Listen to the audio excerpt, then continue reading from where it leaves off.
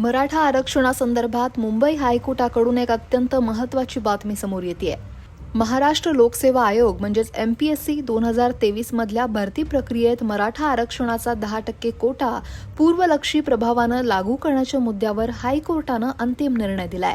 न्यायालयानं या 10% कोट्यातील पदं तूर्त रिक्त ठेवण्याचे आदेश दिले आहेत.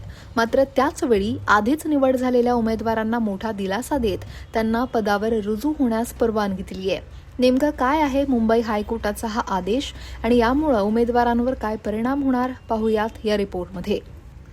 MPSC 2023 मधल्या जाहिरातीनुसार पार पडलेल्या भरती प्रक्रियेत राज्य सरकारनं दिलेल्या 10% मराठा आरक्षणाचा पूर्वलक्षी प्रभावानं समावेश करण्याच्या निर्णयाला हायकोर्टात आव्हान देण्यात आलं होतं.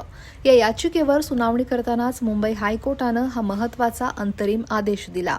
नवीन आरक्षण कायदा या भरतीला पूर्वलक्षी प्रभावानं लागू होईल की नाही यावर अंतिम निर्णय होईपर्यंत 10% पदं तूर्त रिक्त ठेवण्याचे आदेश न्यायालयानं दिले आहेत. न्यायमूर्ती सुमन श्याम आणि न्यायमूर्ती अद्वैत M. सेठना यांच्या खंडपीठानं 6 ऑगस्टला हा अंतिम निर्णय दिला. या प्रकरणातील याचिकांमध्ये महाराष्ट्र राज्य सामाजिक आणि शैक्षणिकदृष्ट्या मागासवर्गीयांसाठी आरक्षण अधिनियम 2024 नुसार 29 डिसेंबर 2023ला प्रसिद्ध झालेल्या भरती जाहिरातीला पूर्वलक्षी पद्धतीनं लागू करता येईल का हा मुख्य कायदेशीर प्रश्न विचारण्यात आलाय. MPSCनं 29 डिसेंबर 2023ला प्रसिद्ध केलेल्या जाहिरातीत महाराष्ट्र शासनाच्या सामान्य प्रशासन, जलसंधारण तसंच महसूल आणि वन विभागातील गट अ, गट ब या संवर्गातील सुमारे 274 पदांची भरती केली होती. जाहिरात प्रसिद्ध झाली त्यावेळी 2024चा आरक्षण कायदा अस्तित्वात नव्हता. त्यामुळे त्या जाहिरातीत सामाजिक आणि शैक्षणिकदृष्ट्या मागासवर्गीयांसाठी स्वतंत्र आरक्षणाची तरतूद नव्हती.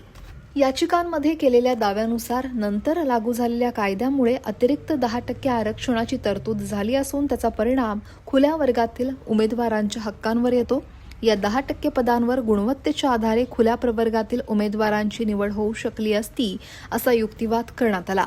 अंतिम निर्णय होईपर्यंत निवड झालेल्या उमेदवारांना रुजू होऊ देऊ नये अशी मागणी याचिकांद्वारे करण्यात आली.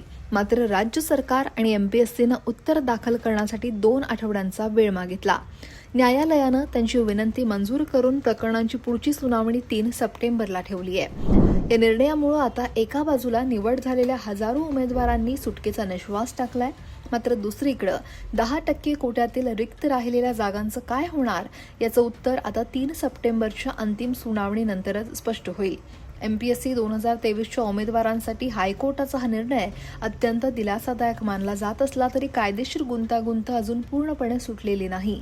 आरक्षणाचा पूर्वलक्षी प्रभाव वैध ठरणार की अवैध यावर आता 3 सप्टेंबरला होणाऱ्या सुनावणीत चित्र स्पष्ट होईल. Bureau report, लोकमत.com.